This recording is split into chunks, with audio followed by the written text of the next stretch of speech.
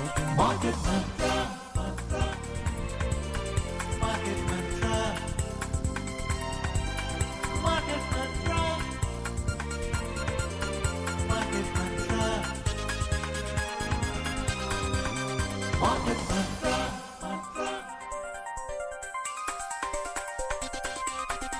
Market Mantra. Namaskar and welcome to Market Mantra, the program in which we give you a complete update on the economic, business and stock market news of the day. Well, I'm your anchor, Lalema Aneja Dang, and with me is my co-anchor, Amrish Saxena. नमस्कार, आर्थिक खबरों के कार्यक्रम market मंत्र में आपका स्वागत है। आज के इस अंक में देश विदेश की आर्थिक सुर्खियों के साथ साथ शेयर बाजार के हलचल पर एक नज़र डालेंगे और प्रमुख खबरों पर चर्चा भी करेंगे। चर्चा के लिए आज स्टूडियो में आमंत्रित हैं आर्थिक पत्रकार दीपशिखा सिकरवार। दीपशिखा जी, नमस्कार, कार्यक्रम में आपका स्वागत है। धन्यवाद अमरीश जी। और पहले एक नज़र डालेंगे आज की आर्थिक सुर्खियों पर। अंग्रेजी में हेडलाइंस के साथ हैं लालिमा Aneeza dang. Thanks, Ambrish. Yes, friends, let's begin with the headlines as usual. Benchmark domestic equity indices end with modest losses. Sensex drops over 280 points. Nifty closes around 25,450. Quad members launch critical minerals initiative to secure and diversify critical mineral supplies. And global crude oil prices edge up over 1%. Brent crude trading at $67.93 per barrel. घरेलू share बाजारों के सूचकांक मामूली गिरावट के साथ बंद हुए। सेंसेक्स 280 अंक से अधिक गिरा। निफ्टी 25,450 पर बंद हुआ। क्वाड सदस्य देशों ने क्रिटिकल मिनरल्स की आपूर्ति को सुरक्षित और विविधतापूर्ण बनाने के लिए क्रिटिकल मिनरल्स पहल की शुरुआत की और कच्चे तेल के मूल्यों में 1% से अधिक की तेजी दिखाई दी। ब्रेंट क्रूड तेल की कीमत $67.93 प्रति बैरल पर दर्ज की गई।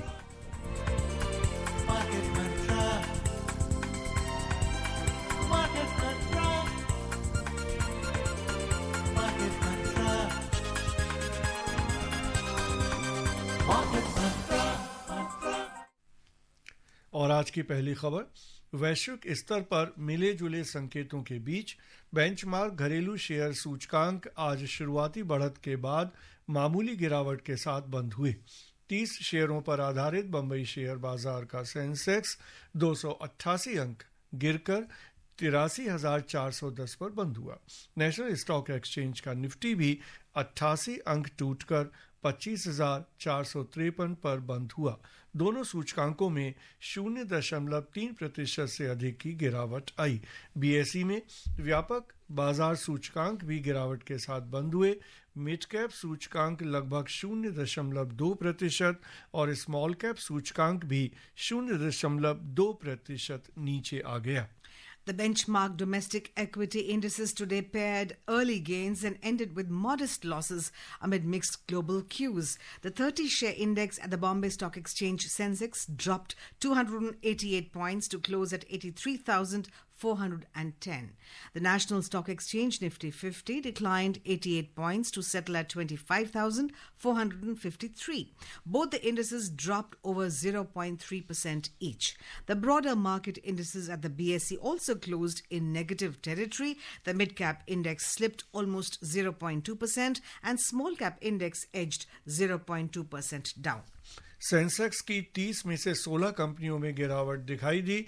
गिरावट दर्ज करने वाली प्रमुख कंपनियों में बजाज फाइनेंशियल सर्विसेज का शेयर 2.1%, लार्सन एंड टूब्रो का शेयर लगभग 1.9% गिरे और बजाज फाइनेंस का शेयर लगभग 1.5% गिरा। बढ़त दर्ज करने वाली कंपनियों में टाटा स्टील का शेयर 3.7% से अधिक, एशियन पेंट्स का शेयर 2.1% से अधिक और अल्ट्राटेक सीमेंट का शेयर 1.6% तक बढ़ा।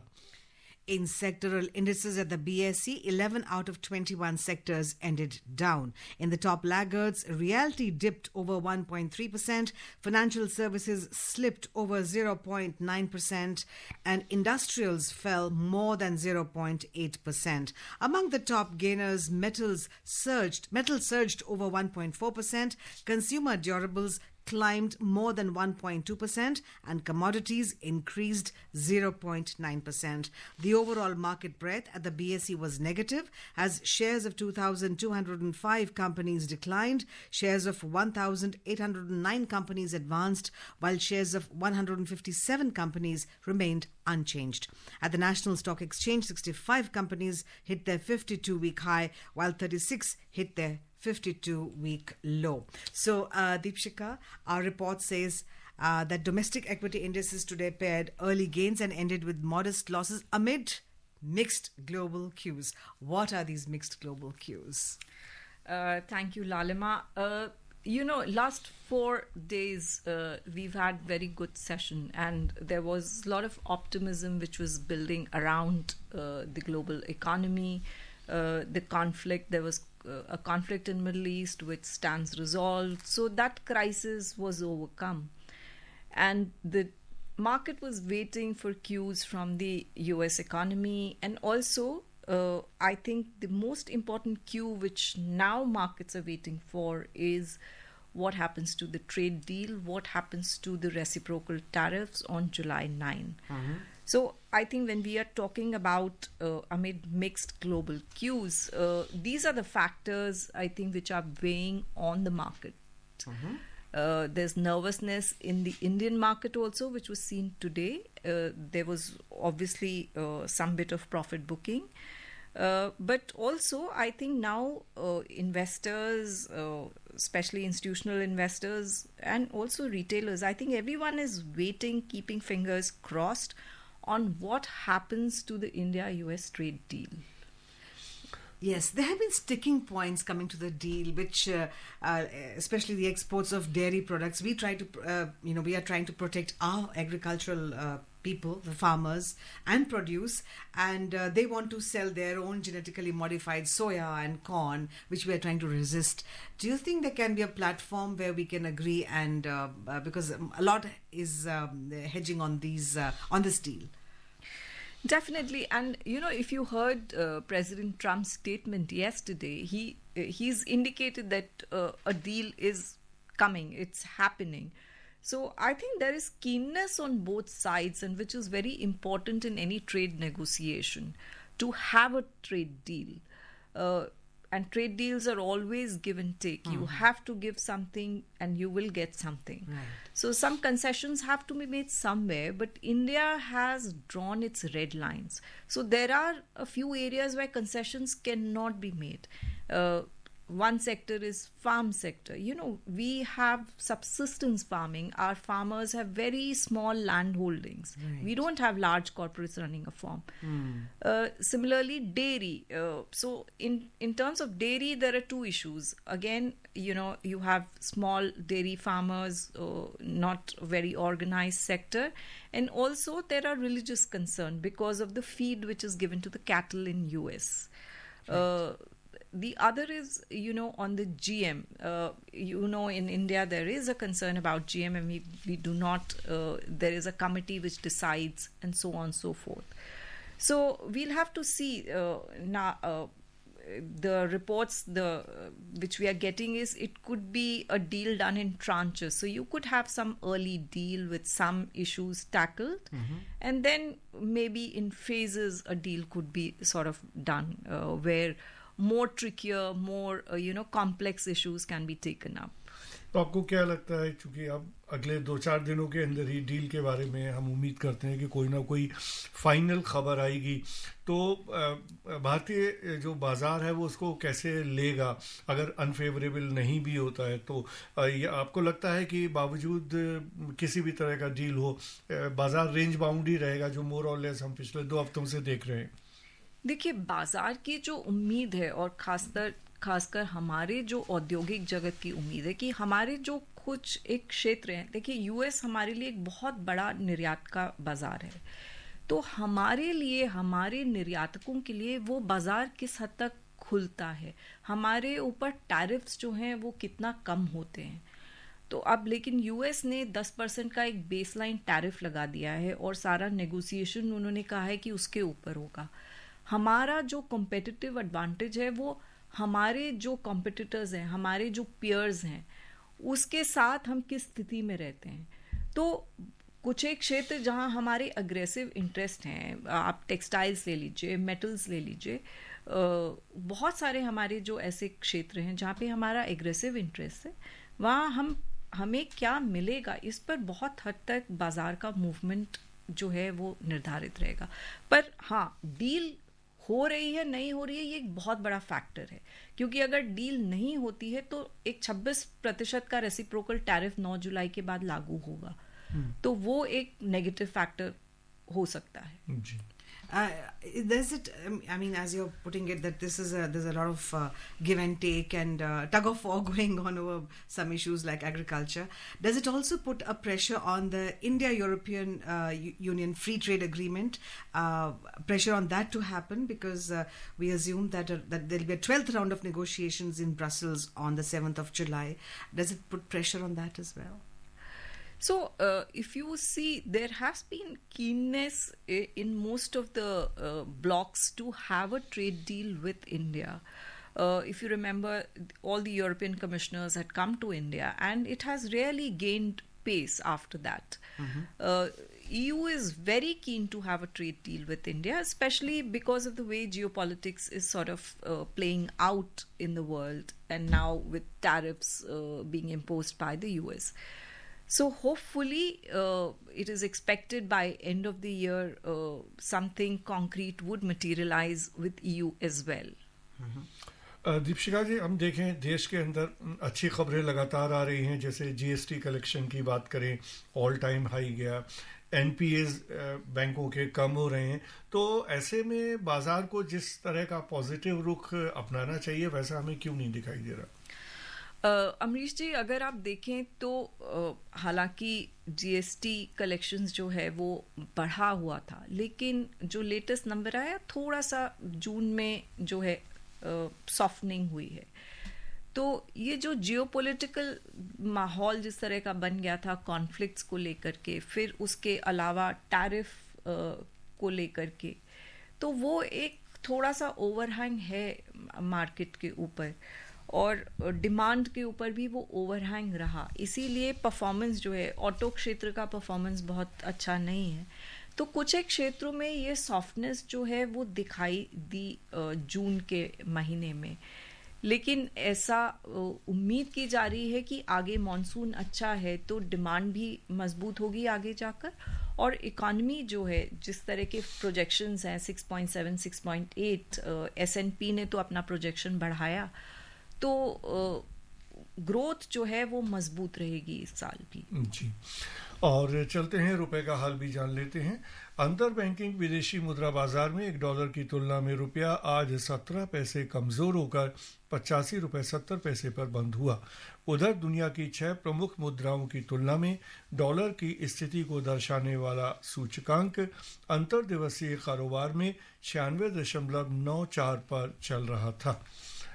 और चलते हैं एशिया और यूरोप के बाजारों का हाल भी जान लेते हैं। आज प्रमुख एशियाई बाजारों में मिला जुला रुख रहा।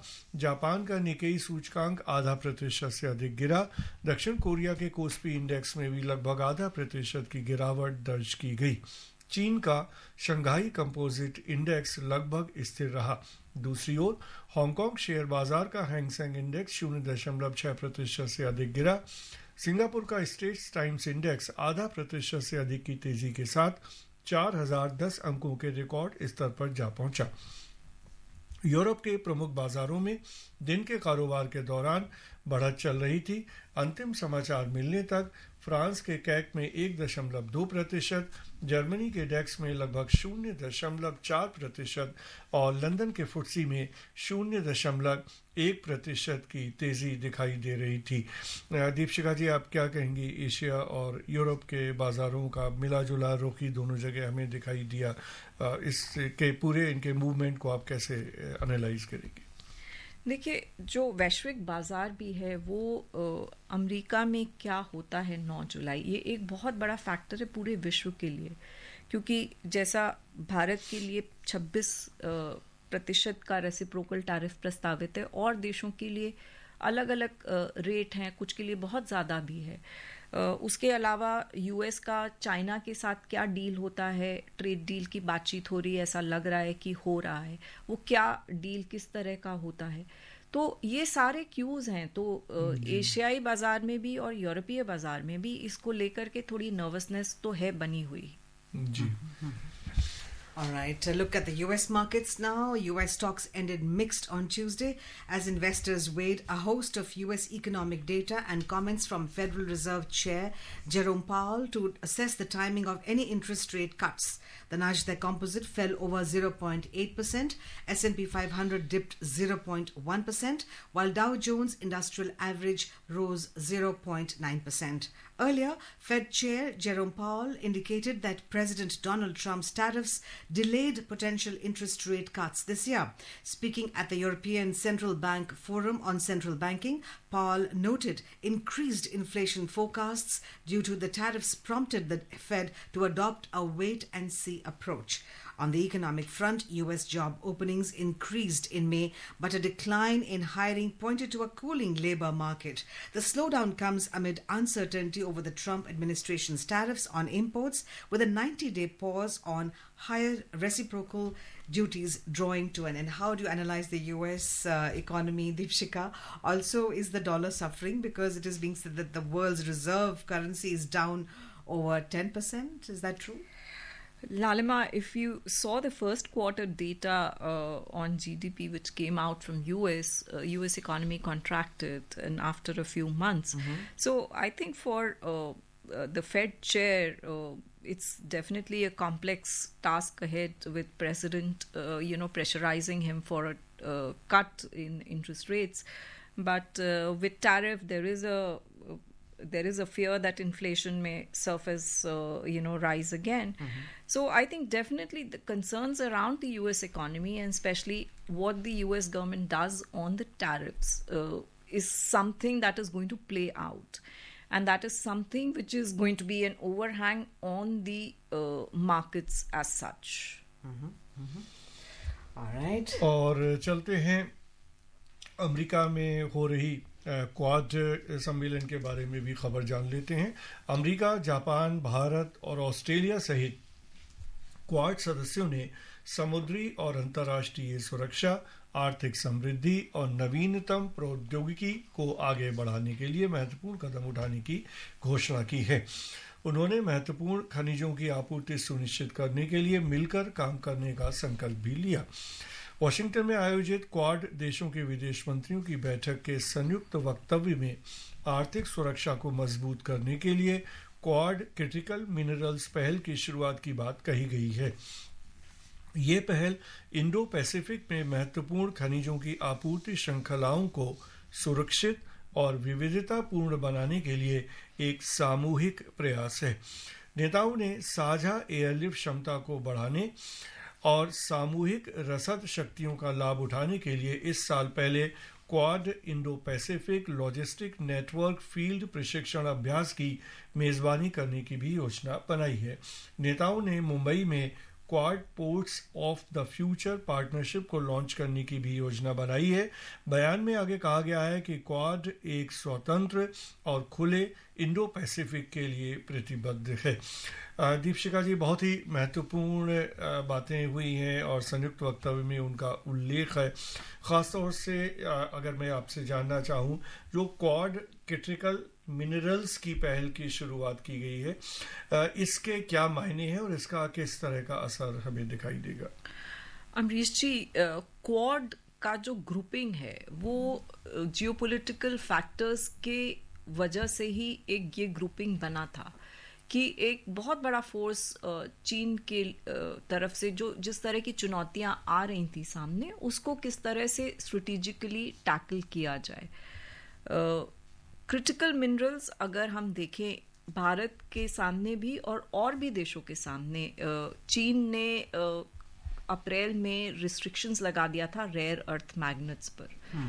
तो दुनिया भर के देशों और ख़ासतौर से भारत में भी जो हमारी ऑटोमोबाइल कंपनीज़ हैं, जहाँ तक ग्रीन इनिशिएटिव्स, ग्रीन ईवीज़, इनके उत्पादन को लेकर के बहुत ऑटोमोबाइल सेक्टर का काफ़ी कंसर्न उन्होंने जाहिर किया है।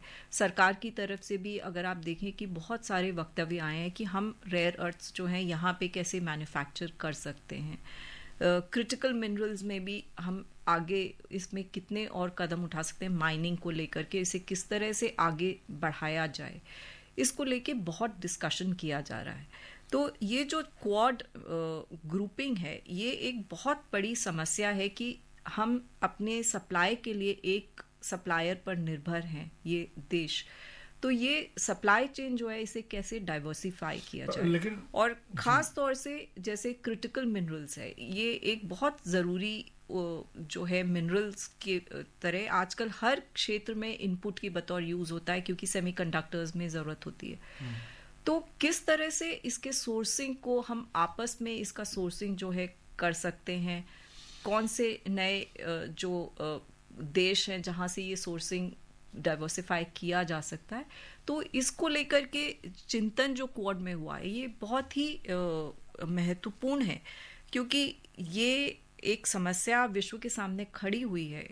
तो इसका समाधान जो है ये 4 देश जो हैं किस तरह से अपने सप्लाईज को एड्रेस करेंगे ये कंसर्न को, तो ये बहुत ही अहम एक वक्तव्य है मेरे हिसाब आपने से। जैसे रेयर अर्थ मटेरियल की बात की, तो जिस तरह से चाइना की मोनोपोली है, जिसकी जो बार्गेनिंग पावर भी उसके पास है, उसको हम किस तरह से क्वाड के देश काउंटर कर पाएंगे? देखिए, एक जो इनिशिएटिव है जो क्वाड का है, उसमें सप्लाई चेन्स जो है उनको कैसे डाइवर्सिफाई करें। तो बहुत सारे और देश हैं जहाँ पर कि जो ये क्रिटिकल मिनरल्स हैं वहाँ पर माइंस हैं, वहाँ पर माइनिंग की जा सकती है।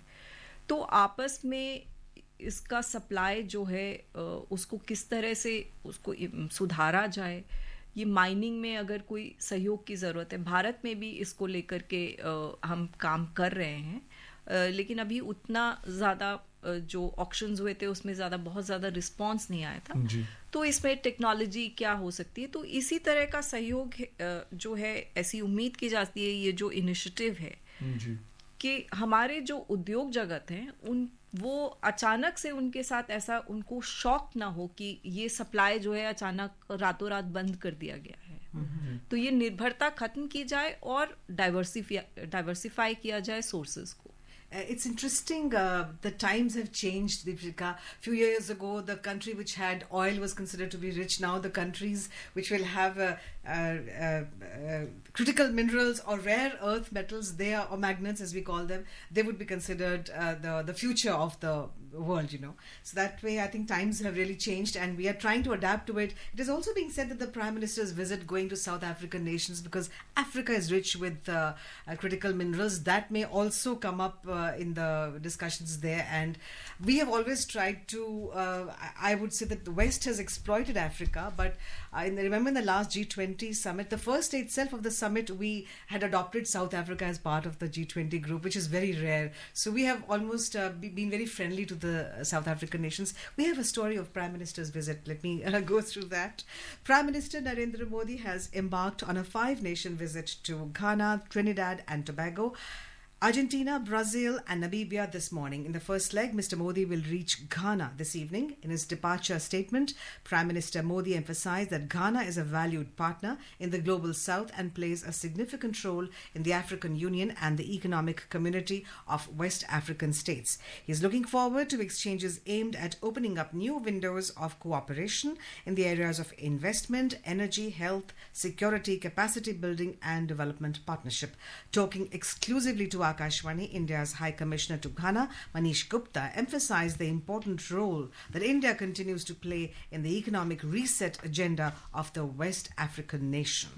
Ghana's economy is now on the rebound. Once the country gets out of the economic restructuring, you will have a slew of foreign investments, and that offers a new opportunities also to the Indian companies to invest over here. And especially in the context of the Ghana's economic reset agenda, which offers ample opportunities in the fields of agriculture, healthcare, manufacturing sector, and also the IT sector.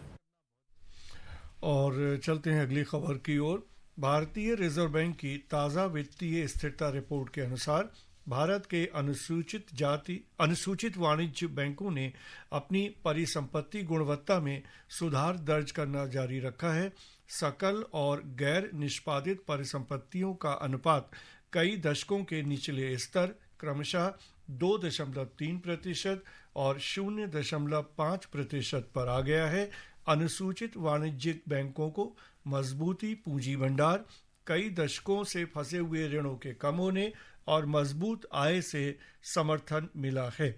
RBI के आंकड़ों के अनुसार बैंकों की कुल सकल गैर निष्पादित परिसंपत्तियां एनपीए एक वर्ष पहले के 2.8% से घटकर 31 मार्च तक कुल ऋणों का 2.3% हो गई हैं। So Deepshika, quick comment on Prime Minister's visit to Africa and the NPA story. Like you mentioned, Global South for India remains it's a key focus, and definitely I think Prime Minister's visit sort of asserts this firmly. Also, if you look at Africa's mineral rich, so definitely we are trying to energize our ties, our relationship with the Global South further. And this trip is important from that perspective as well. If you look at the NPAs, definitely banking sector's performance has been remarkable over the past few years, and there's been concerted effort to improve their balance sheet. And that effort is showing definitely. Yes, right. All right, let's take a look at the prices. Oil prices now. Crude oil prices rose over 1% today as Iran suspended cooperation with the United Nations Nuclear Monitor, the International Atomic Energy Agency IAEA, and markets weighed expectations of more supply from major producers next month. Brent crude was trading 1.2% up at $67.93 per barrel, and WTI crude was trading around 1.3% up at $66.28 per barrel when reports last came in. And over to gold prices. Well, in the Indian bullion market, 24-carat gold was trading nearly flat at 97,660 rupees per 10 grams, and silver 999 fine was trading almost 0.5% up at 1,07,250 rupees per kilogram a short while ago. और multi commodity exchange में अंतिम समाचार मिलने तक अगस्त में आपूर्ति किए जाने वाले सोने का वायदा मूल्य 0.17% बढ़कर 97,421 रुपए प्रति 10 ग्राम पर चल रहा था। वहीं जुलाई में आपूर्ति की जाने वाली चांदी का वायदा मूल्य बिना किसी बदलाव के 1,05,994 रुपए प्रति किलोग्राम पर चल रहा था। दीपशिखा जी, सोने के मूल्यों में जिस तरह की स्थिति हमें दिखाई दे रही है, आप क्या कहना चाहेंगे? देखिए, सोना और चांदी दोनों प्रेशियस मेटल्स जो हैं, उन्होंने अगर आप पिछले कुछ वर्ष देखें तो बहुत ही रिमार्केबल गेन्स जो है दोनों कमोडिटीज़ ने किया है।